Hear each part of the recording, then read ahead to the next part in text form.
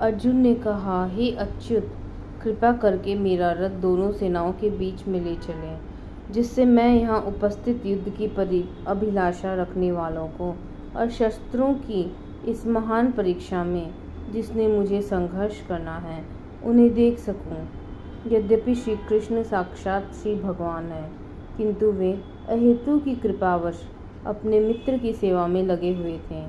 वे अपने भक्तों पर स्नेह दिखाने में कभी नहीं चूकते, इसलिए अर्जुन ने उन्हें अच्युत कहा है। सारथी रूप में उन्हें अर्जुन की आज्ञा का पालन करना था और उन्होंने इसमें कोई संकोच नहीं किया, अतः उन्हें अच्युत कहकर संबोधित किया गया है।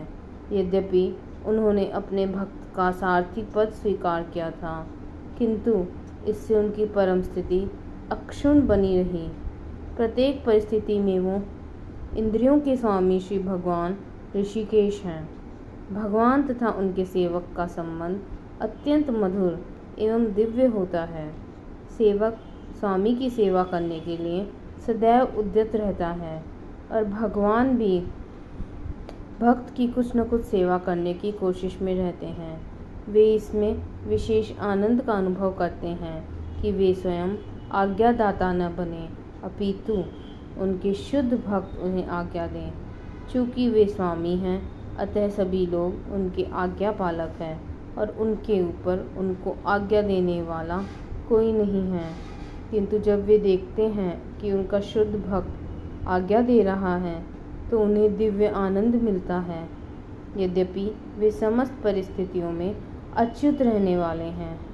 भगवान का शुद्ध भक्त होने के कारण अर्जुन को अपने बंधु बांधवों से युद्ध करने की तनिक भी इच्छा नहीं थी, किंतु दुर्योधन द्वारा शांतिपूर्ण समझौता न करके हठ धर्मिता पर उतारू होने के कारण उसे युद्ध भूमि में आना पड़ा। अतः वह यह जानने के लिए अत्यंत उत्सुक था कि युद्ध भूमि में कौन कौन से अग्रणी व्यक्ति उपस्थित हैं। यद्यपि युद्ध भूमि में शांति प्रयासों का कोई प्रश्न नहीं उठता, तो भी वह उन्हें फिर से देखना चाह रहा था और यह देखना चाह रहा था कि वे इस अवांछित युद्ध पर किस हद तक तुले।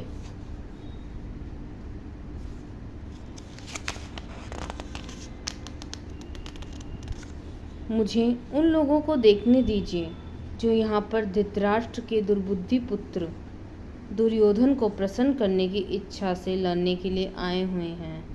यह सर्वविदित था कि दुर्योधन अपने पिता धृतराष्ट्र की सांठगांठ से पापपूर्ण योजनाएं बनाकर पांडवों के राज्य को हड़पना चाहता था। अतः जिन समस्त लोगों ने दुर्योधन का पक्ष ग्रहण किया था वे उसी के समान धर्मा रहे होंगे। अर्जुन युद्ध प्रारंभ होने के पूर्व यह तो जान ही लेना चाहता था कि कौन कौन से लोग आए हुए हैं, किंतु उनके समक्ष समझौते का प्रस्ताव रखने की उसकी कोई योजना नहीं थी। यह भी तथ्य था कि वह उनकी शक्ति का, जिसका उसे सामना करना था, अनुमान लगाने की दृष्टि से उन्हें देखना चाह रहा था। यद्यपि उसे अपनी विजय का विश्वास था, क्योंकि कृष्ण उसकी बगल में विराजमान थे।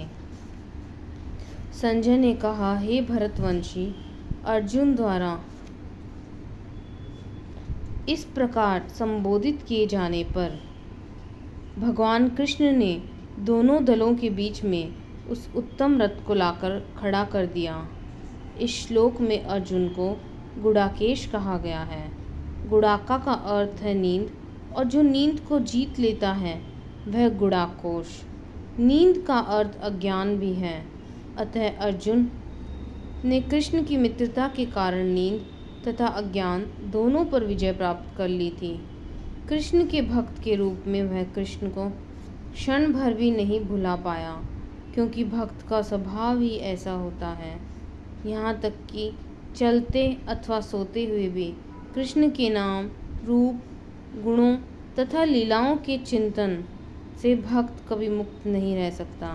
अतः कृष्ण का भक्त उनका निरंतर चिंतन करते हुए नींद तथा अज्ञान दोनों को जीत सकता है। इसी को कृष्ण भावनामृत या समाधि कहते हैं।